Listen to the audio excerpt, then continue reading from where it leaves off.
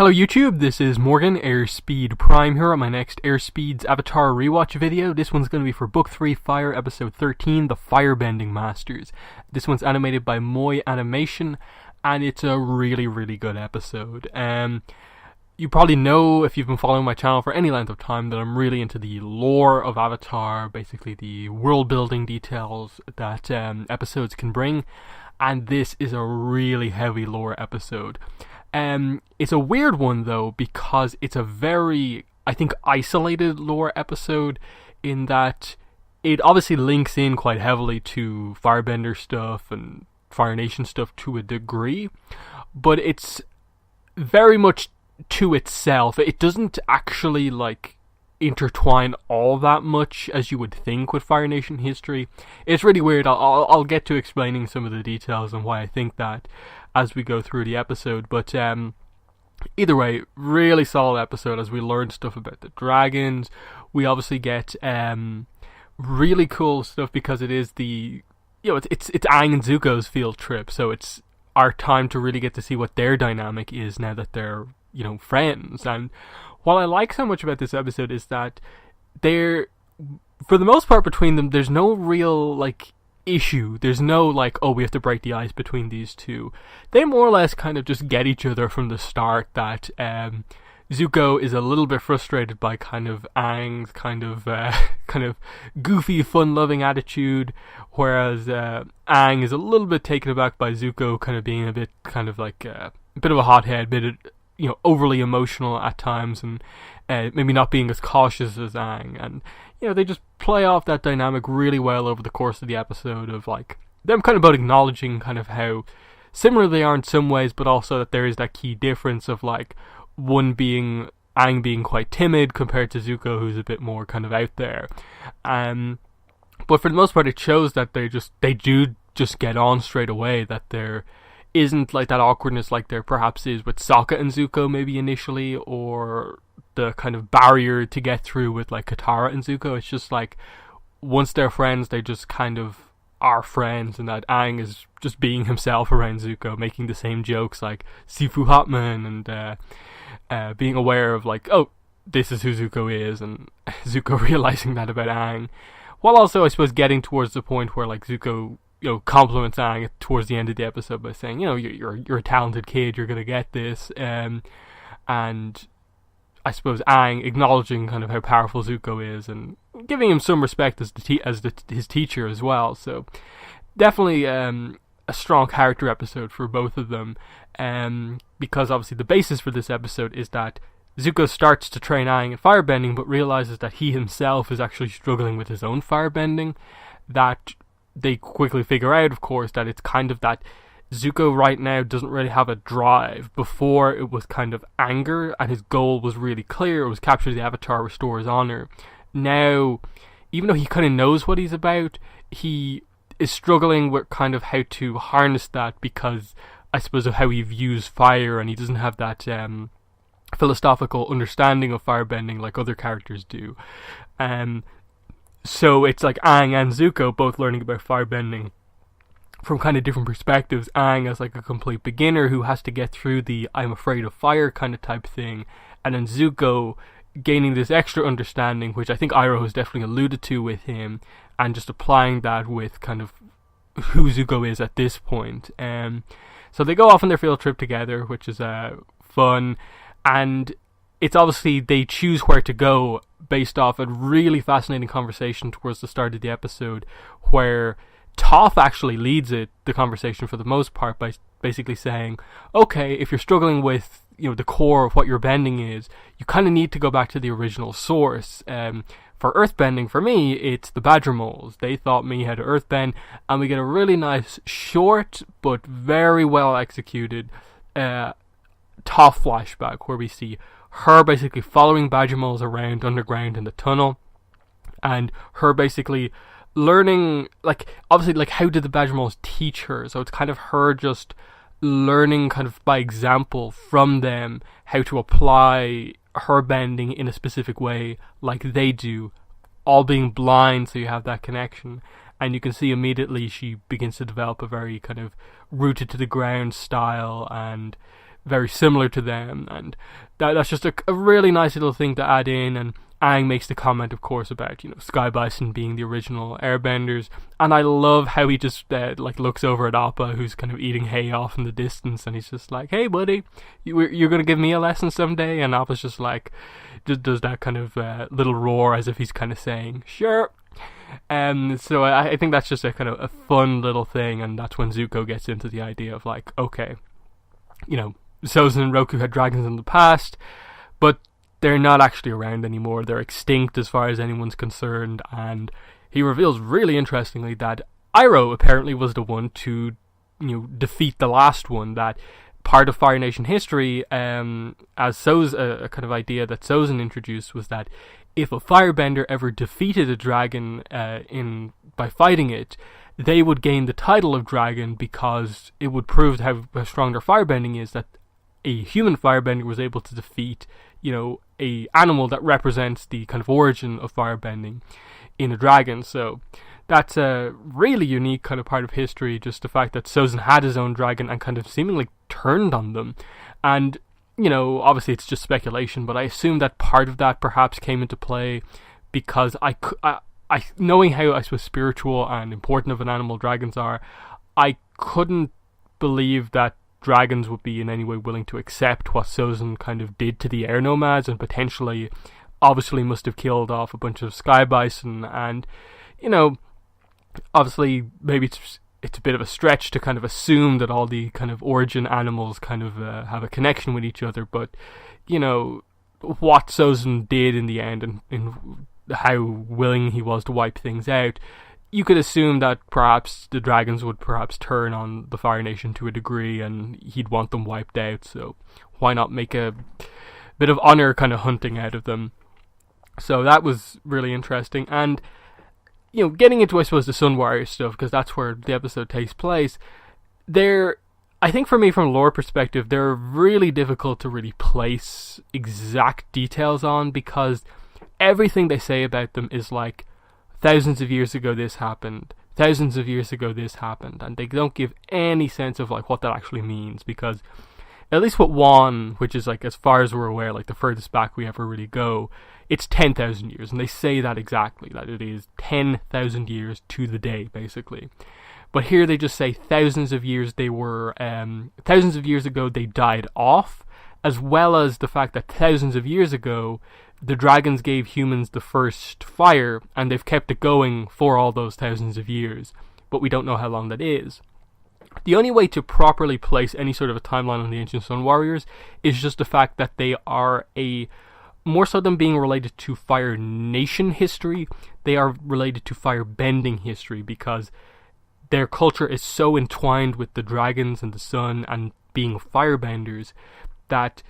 obviously we know humans only have firebending because of the line turtles, so that immediately places, a general time period that the Ancient Sun Warriors had to begin in, that it can't be too far removed from whenever the Wan stuff happened. Of course, we don't know how long the line turtles had been protecting humans for. I think it's a bit of a stretch to assume that they've been living on the backs of line turtles for thousands of years. I don't think it's been a thing that's been like that long. I think that would be my interpretation anyway, that the human line turtle relationship wasn't like insanely long, which, obviously the only thing then to kind of relate to is that I think in some extra stuff we've had it stated before, I think that the Ancient Sun Warriors kind of existed like thousands of years before the Fire Nation, but Smoke and Shadow basically told us when the Fire Nation was formed with the first Fire Lord. And again, putting a timeline on that is difficult, but that would either have to be at some point during the lifespan of Wan, setting up, obviously, the breaking of that peace that the first Fire Lord ushered in by the war that happened between all the nations that Wan died during, or else immediately after that war, the first Fire Lord came into play with however the Fire Nation people came to settle on the Fire Islands, because this is a point with the Sun Warriors as well, is that the history of firebending and the history of the Fire Nation are like almost completely separate in a way, because they state in Beginnings Part 2 that like almost the entire group of people from Wan's Line Turtle were killed in that battle against Vatu. So we obviously know there are other fire line turtles, but the idea obviously is that at that point in time there were no set nations. So Jaya and his wandering firebenders, you can call them the Fire Nation in terms of a people, but they definitely weren't on the Fire Islands at that point, which is obviously what the Fire Nation is. It's just a group of islands, and we, from Smoke and Shadow, know the origin story of the Fire Nation, of how the first Fire Lord united all the Fire Islands by basically defeating all the warlords who were on each of the individual ones. And you add that to stuff that we know about, like, okay, clearly, the Sun Warriors, in terms of their scope, I feel they've only ever been on one island. I don't feel like it's ever meant to be a thing with the Fire Nation where, like, that was their culture at one point. They were all like that. No, this was only ever really, for me, one island that had this specific culture. I think maybe what you could say is that one of the other fire line turtles that we didn't see probably was in or around this island, and that's why there is a very separate group of firebenders who relate to the line turtles. Hence why, like, basically all of the people we see as part of the Ancient Sun Warriors are firebenders. We obviously don't see every single one of them firebend, but it's such a firebending focused culture that it almost feels like the air nomads, they are like spiritual firebenders, and so that spirituality means that almost anyone born into that culture is a bender, kind of just by default, in a similar way to airbenders. So that's where a lot of the complexities come in with the Ancient Sun Warriors, and trying to like place them is just that apart from just the obviousness of their human firebenders, so that places them in the era of the Line Turtles at some point, but we don't know how far back into the past the era of the Line Turtles goes in terms of where it started, because they do state very clearly as like a thing that, like, if they ever broke, it would be a kind of a retcon, that the Sun Warriors were the first group of people to learn from the dragons, which means that obviously at some point they either lived next to dragons, which would make sense because they live in a kind of mountainous region and it seems to be roughly a place where dragons lived, and based on the fact obviously that I'll get into this a little bit more later on, there seems to be a dragon egg in this episode. It would potentially be a spot where maybe, you know, this was a place where dragons inhabited and, you know, had laid their eggs or whatever. So there's kind of that sort of stuff, but it is a case of just a lot of vagueness about, like, giving no exact dates, no exact scope of the culture, but I think in a way the scope helps to keep this all in line, in that, as I said, they feel like a very isolationist kind of group, that they are to themselves, they aren't as such related to the rest of the Fire Nation as much, in that, like, when Zuko introduces himself, he says to them kind of like, I'm the prince of the Fire Nation, or at least I used to be. And then he kind of talks to them as if, like, okay, you're a culture of firebenders. And he almost talks to them as if they're not really Fire Nation citizens, as they're so ancient that they're almost removed from the fact of, like, being part of the Fire Nation, that they're almost like a civilization to themselves, separate from rule by the actual Fire Lord. And he kind of gives them that respect as, like, you know, these original firebenders in a way. And I think that helps it to be like that, where, like, there's obviously some sort of a thing in their past where, like, their civilization kind of fell to ruin at some point. Now, is that Sozin doing something? There's probably a big story there about that, where, like, they probably were to themselves, and then Sozin might have, like, ordered some sort of an attack on the Sun Warriors and their island, which maybe led to the destruction of a lot of the dragons and why there's only so few left. But it feels like maybe something happened before then as well, or it could just be the fact that it's like a very kind of to themselves culture. They just kind of diminished over time because it was such a small culture. But you know, there's a lot of ways you can go with this sort of stuff. The other little point that Zuko at one point says is that he gets the sense, looking at the architecture, that the Fire Sages based their temples off the Sun Warrior stuff, which is very interesting because, at least as far as we know in terms of newer information, the Fire Sages have obviously a relation to Bonte Village Island from Beginnings Part 1 and 2, the Korra sections of those episodes with the Shaman Healer. That the all Fire Sages kind of have their origins in Bonte Village, and Bonte Village is also meant to be a quite ancient place. It's where a lot of spiritual people come from. Now, I think in terms of location, Bonte Island Village is meant to be somewhat close to the ancient Sun Warrior Island, but we're not exactly sure of that because, again, geography they're never overly clear with as well in the Avatar universe. So, you know, that sort of connection we're not entirely sure, but just Zuko's statement makes it clear that there is realistically some sort of connection between the Fire Sages and the Sun Warriors at some point. But we don't really know exactly that case. But in terms of other stuff, obviously, in the episode, it's, you know, basically them exploring the ruins of the temple, and the big moment, of course, is, like, they find out about from the statues, the dancing dragon technique, and they make the kind of ancient Sun Warrior artifact pop up in the middle, and Zuko picks it up and says that it feels like it's alive. Now, at the time, obviously, people had the theory that it was a dragon egg, and that it would be something that might come into play towards the end of the series or something like that. It's always been the purple dragon theory that people talk about. It has even more meaning now that we know that Zuko, in later on in his life, has a dragon, Druk, and given that